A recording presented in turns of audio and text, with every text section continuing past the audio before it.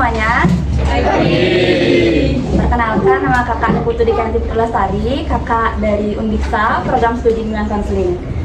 Nah, pada kesempatan kali ini kakak akan melakukan bimbingan klasikal kepada adik-adik dengan tema kecemasan sosial. Nah, sebelum itu kakak mau nanya, apa ada yang absen di sini? Ada. Atas nama? Artikel. Artikel? Ya. Kenapa? Sakit.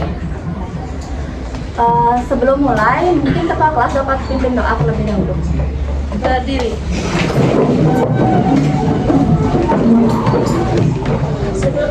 Sebelum memulai kegiatan, mari kita berdoa menurut keyakinan dan kepercayaan masing-masing. Berdoa dimulai.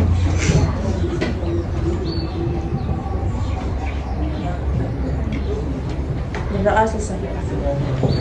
Terima kasih ya.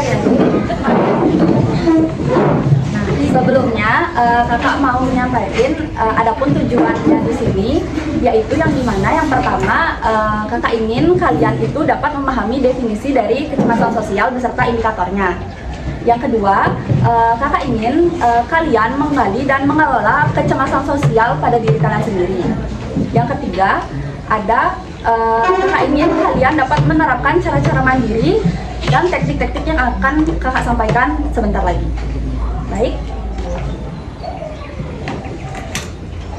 Bisa dilihat nggak? Tapi sebelumnya ada yang tahu apa itu kecemasan sosial?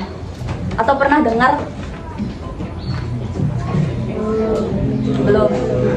Oke, jadi kecemasan sosial itu merupakan keinginan kuat untuk menghindari suatu situasi sosial yang dimana situasi tersebut memungkinkan seseorang untuk dikritik atau mengkritik. Nah, selain itu, kecemasan sosial merupakan kondisi di mana individu menentang argumen yang diberikan terhadap orang lain. Jadi dapat disimpulkan, kecemasan sosial adalah kondisi di mana seorang merasa takut atau khawatir berlebihan terhadap penilaian negatif dari orang lain, sehingga cenderung menghindari situasi sosial, sulit mengendalikan diri pada situasi sosial, dan memiliki pemikiran negatif terhadap diri sendiri. Nah, sebelumnya di sini ada yang merasa nggak memiliki kecemasan sosial dari ciri-ciri yang tadi kakak sampaikan? Ada? Ada. Oke. Jadi sesuai indikatornya, di sini ada penghindaran situasi sosial. Penghindaran situasi sosial merupakan keinginan kuat untuk menghindari situasi yang memungkinkan seseorang dikritik atau dinilai orang lain. Nah, ada yang bisa ngasih contoh gimana contoh nyata penghindaran situasi sosial? Satu aja di kelas. Satu contoh penghindaran situasi sosial. Ada yang bisa ngasih contoh?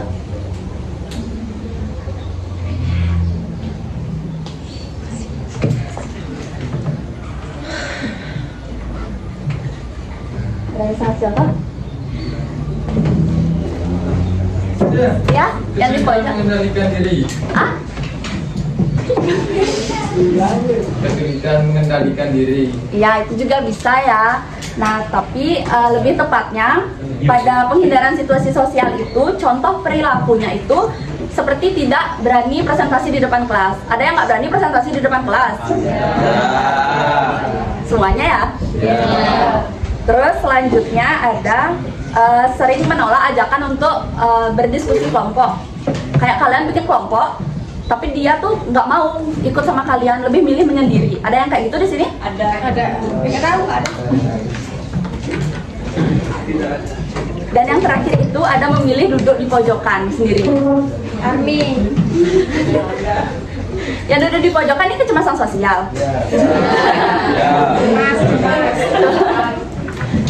Baik, jadi contohnya itu seperti itu ya, dengan indikator penghindaran situasi sosial.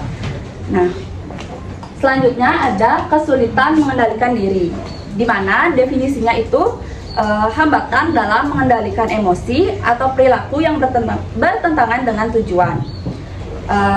Contohnya itu ada mudah gugup saat dipanggil guru. Ada yang takut dipanggil guru atau dipanggil ke ruang BK? Takut dihukum. Kenapa takut dipanggil ke ruang BK? Dihukum. Takut dihukum, takut ada yang salah. Selanjutnya ada tangan berkeringat jika berada di situasi sosial. Ada yang kayak gitu? Ada. Selanjutnya, berbicara terbata-bata saat ada di situasi sosial. Ada. Iya. Yang selanjutnya ada sulit fokus saat ujian lisan. Kalian pernah ujian lisan? Pernah. Kalian merasa cemas? Ya, jadi itu merupakan salah satu contoh ya dari indikator kesulitan mengendalikan diri. Dan yang terakhir itu ada pemikiran negatif. Nah, pemikiran negatif merupakan pola pikir irasional yang selalu beranggapan negatif tanpa mencari tahu kebenarannya. Ada nggak yang bisa ngasih contoh pemikiran negatif? Dari sini. Merasa pasti. Merasa pasti akan diejek jika salah bicara. Dan ingin ada yang pikir akan gagal dalam kegiatan kelompok. Nah, jadi ada contoh perilaku siswa dalam pemikiran negatif, yaitu yang pertama, merasa pasti akan diejek jika salah bicara. Kalian ada yang takut kayak gitu? Ya. Enggak. Enggak. Yang kedua, yakin tidak ada yang mau berteman dengan kalian. Ada yang punya pikiran kayak gitu nggak di sini? Enggak. Ada? Enggak. Nah, oke. Yang terakhir, selalu berpikiran gagal dalam kegiatan kelompok. Kayak kalian tuh ada di lingkup kelompok, tapi kalian berpikir kayak aku nggak bisa deh kelompokan sama mereka karena mereka pintar-pintar gitu. Enggak. Kecemasan di sini. Semua cemas. Enggak. Bayu enggak. Nah, Nanti pada ada yang bisa baca nggak?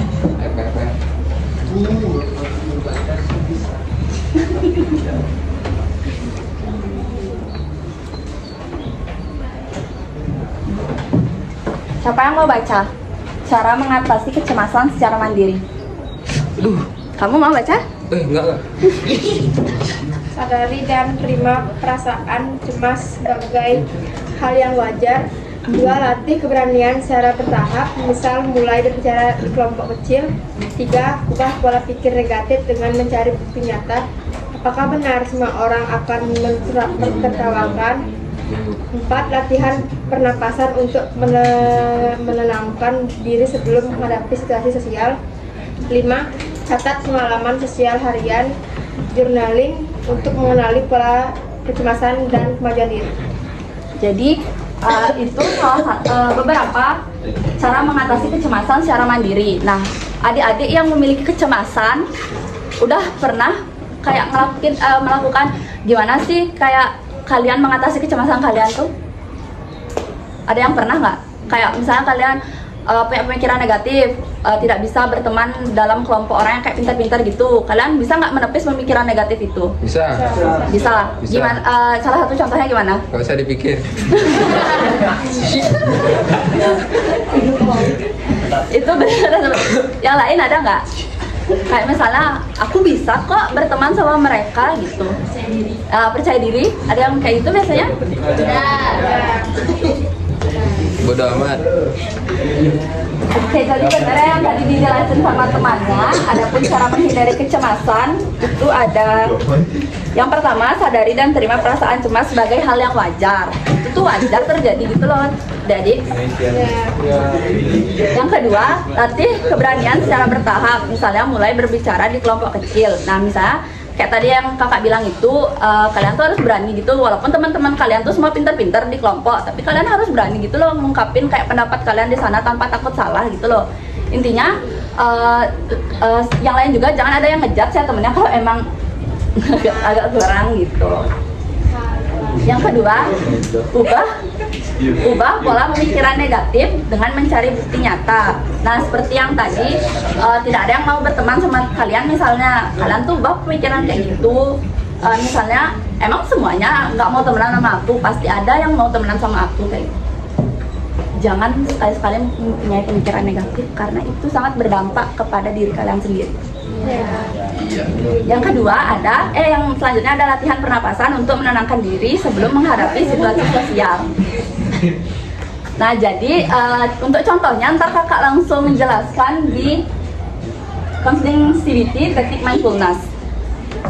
Dan yang terakhir ada catat pengalaman sosial harian. Kayak hari ini kalian udah berani ngapain aja. Misalnya yang pertama, saya sudah berani untuk berinteraksi dengan orang lain. Terus selanjutnya saya sudah berani untuk presentasi mandiri di depan kelas gitu. Kalian dapat buat jurnal kayak gitu untuk melihat udah bagaimana tingkat peningkatan yang sudah kalian lakukan.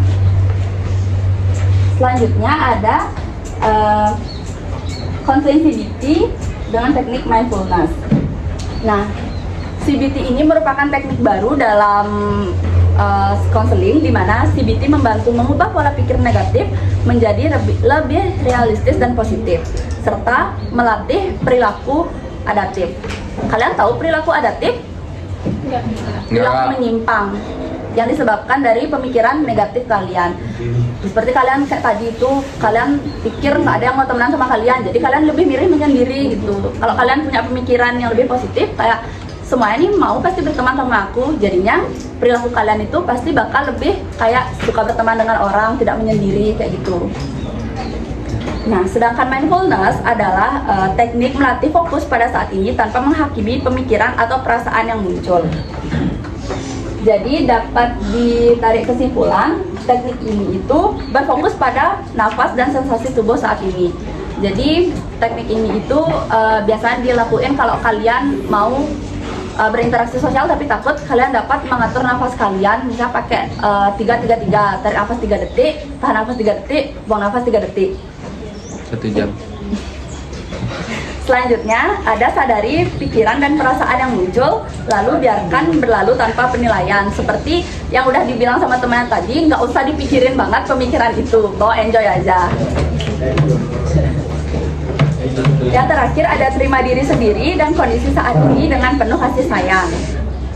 Dan yang selanjutnya, yang terakhir adalah lakukan journaling untuk mencatat pemikiran dan perasaan setelah latihan mindfulness. Seperti kalian bikin jurnal, misal setelah kalian melakukan teknik ini, apa perubahan yang kalian dapatkan, seperti itu.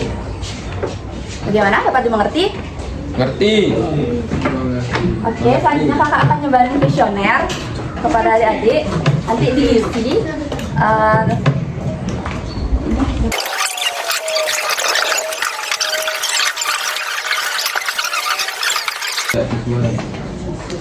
Jadi kalian dapat dilihat sebelum mengisi kuesioner, di sana ada identitas. Kalian dapat isi identitas kalian terlebih dahulu. Untuk selanjutnya keterangannya itu contoh ya. Di sini saya merasa nyaman berinteraksi dengan orang lain di acara sosial. Kalau kalian setuju tentang pernyataan itu, kalian bisa centang di kolom S. Misalnya kalau kalian tidak setuju atau sangat tidak setuju, kalian bisa centang di selanjutnya, seperti itu. ST sangat Tidak benar. Iya. ST itu kurang sesuai ya. Kakak salah nulis itu. OST kurang PS ya. Saatnya istirahat pertama. It's time to have first break. Mungkin untuk waktunya kakak kasih waktu 5-10 menit untuk jawab ya. Ya, Kak.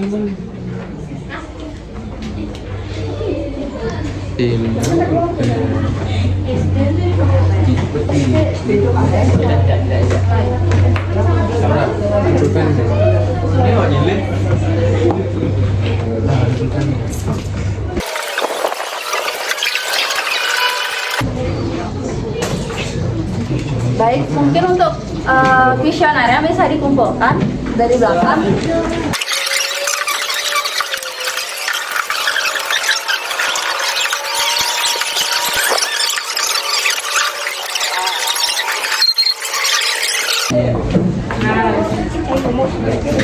Baik, terima kasih adik-adik atas partisipasinya dalam mengisi kuesioner. Hasil kuesionernya akan kakak cek terlebih dahulu. Untuk selanjutnya akan dilakukan bimbingan kelompok. Terima kasih ya.